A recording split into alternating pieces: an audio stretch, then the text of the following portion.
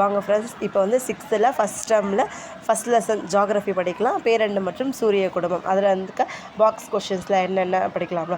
இப்போ வந்து பேரண்டம் அப்படின்னா வந்து பிரபஞ்சவியல் அப்படின்றது பிரபஞ்சவியல்னால் காஸ்மோலாஜி அப்படின்ற ஒரு கிரேக்க சொல்லியிருந்தால் கிரேக்க சொல்லியிருந்தால் பெறப்பட்டது அப்படின்னாங்க. இதுக்கு முன்னாடி நம்ம வரலாறும் ஹிஸ்டோரியா என்ற கிரேக்க சொல்லியிருந்தால் பெறப்பட்டது ஞாபகம் வச்சுக்கோங்க.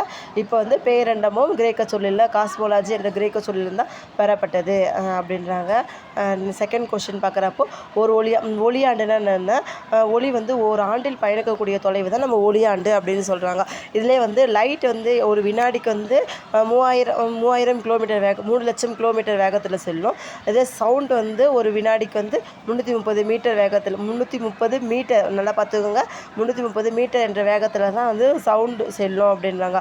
இப்போ வந்து ஒரு சூரியனில் வந்து பார்க்குறப்போ 1.3 மில்லியன் புவிகளில் வந்து தனக்குள்ளே அடக்கக்கூடிய வகையில் வந்து சூரியன் வந்து அவ்வளோ பெருசாக இருக்கும் அப்படின்றாங்க. அதுக்கப்புறம் வந்து இந்த கோள்கள் இந்த பண்டைய தமிழர்கள் வந்து சூரியன் மற்றும் பிற கோள்களை பற்றி வந்து அறிந்திருந்தனர் அப்படின்னு சொல்லி சங்க இலக்கியங்கள் வாயிலாக நமக்கு தெரியுது. அதுக்கு உதாரணம் என்னென்னா, சிறுபான்ற்று படையில் காணக்கூடிய ஒரு லைன்ஸ் என்ன லைன்னா வந்து வால்நிற விசும்பின் கோல்மின் சூழ்ந்த இளங்கதிர் ஞாயிறு அப்படின்ற ஒரு பாடல் வந்து இது நமக்கு விளக்குது அப்படின்னு சொல்கிறாங்க. இதில் வந்து பார்த்தீங்கன்னா புதன் வந்து சூரியனுக்கு அருகில் இருந்த போதிலும் வந்து வெள்ளி தான் வந்து மிகவும் வெப்பமான கோள் சொல்லும். ஏன்னா வந்து புதனில் வந்து வளிமண்டலம் கிடையாது. அதனால் வந்து அது பகலில் வந்து அதிகமாக வெப்பம் இருக்கும், இரவில் வந்து அதிகமாக குளிர் இருக்கும். ஆனால் வெள்ளியில் வந்து வளிமண்டலம் இருக்கிறதுனால அது வந்து அதிகமாக வெப்பமான இருக்க கோளாக சொல்கிறாங்க. இப்போ வந்து சூரியனுக்கும் புவிக்கும் இடையே உள்ள தொலைவு என்னன்னு பார்க்குறப்போ வந்து 150 மில்லியன் கிலோமீட்டர் அப்படின்னாங்க. ஒரு வானூர்தி வந்து பார்த்தீங்கன்னா 800 கிலோமீட்டர் வேகத்தில் செல்லுச்சுன்னா அது வந்து சூரியன் அடைய 21 வருஷம் ஆகுமா. அது அந்த பாக்ஸில் சொல்கிறாங்க. அதுக்கப்புறம் வந்து செவ்வாய்க்கோளோட வளிமண்டலத்தோ தரப்பகுதி ஆராய்வதற்காக மங்கள்யான் எப்போ அனுப்பியிருக்காங்கன்னா செப்டம்பர் 24, 2014 அமைச்சிருக்காங்க.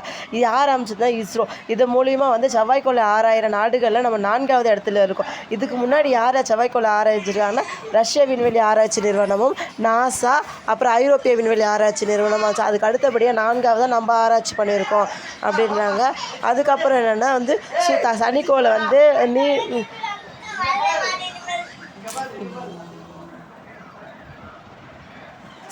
இப்போ வந்து சனிக்கோளில் வந்து நம்ம பெரிய நீர்நிலையில் இட்டுன்னு வச்சுக்க அது மிதக்கும். ஏன்னா வந்து சனிக்கோளில் வந்து தண்ணி இருப்பு திறன் வந்து நீரை விடவே குறைவா, அதனால தான் வந்து அது நீரில் வந்து மிதக்குது அப்படின்றாங்க. அதுக்கப்புறம் வந்து ஃபஸ்ட் வந்து நிலவை ஆராய்வதற்காக இஸ்ரோ அனுப்பியதை வந்து சந்திராயன் 1 எப்போனா வந்து 2008 வந்து விண்ணுக்கு அனுப்புச்சு அப்படின்றாங்க. அப்புறம் வந்து புவியோட சுழலும் வேகம் நிலநடுக்கோட்டு பகுதியில் எவ்வளோ இருக்குன்னா 1670 கிலோமீட்டர் பர் மணி அப்படி இருக்கும். அதுவே வந்து 60 டிகிரிக்கு மேலேயும் வடக்கச்சத்தில் போகிறப்போ எவ்வளோ இருக்குன்னா 845 கிலோமீட்டர் பர் மணி ஆகும்.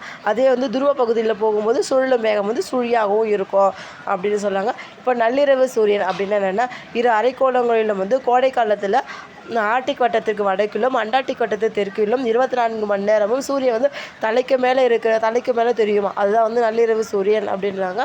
இப்போ வந்து சூரிய அண்மை புள்ளினா சூரிய சேய்மை புள்ளினா என்னன்னு பார்க்கும். சூரிய அண்மைனா வந்து பெரிலியம், அதாவது என்னென்னா சூரியன் வந்து புவி வந்து சூரியனுக்கு அருகில் செல்றது, அதான் வந்து சூரிய அண்மை அப்படின்னாங்க. அப்புறம் வந்து அப்பிலியம்னா என்னென்னா சூரியனுக்கும் புவி வந்து சூரியனை விட்டு தொலைவில் இருக்கும், அதுதான் வந்து அப்பிலியம் அப்படின்றாங்க. அப்புறம் வந்து மன்னார் வளைகுடா உயிர்கொள்ள பெட்டகம் வந்து இந்திய பெருங்கடல் வந்து 10,500 சதுர கிலோமீட்டர் பரப்பளவில் அமைஞ்சிருக்கு அப்படின்னா. அவள் தான் இது ஃபஸ்ட் லெசன் முடிஞ்சிச்சு.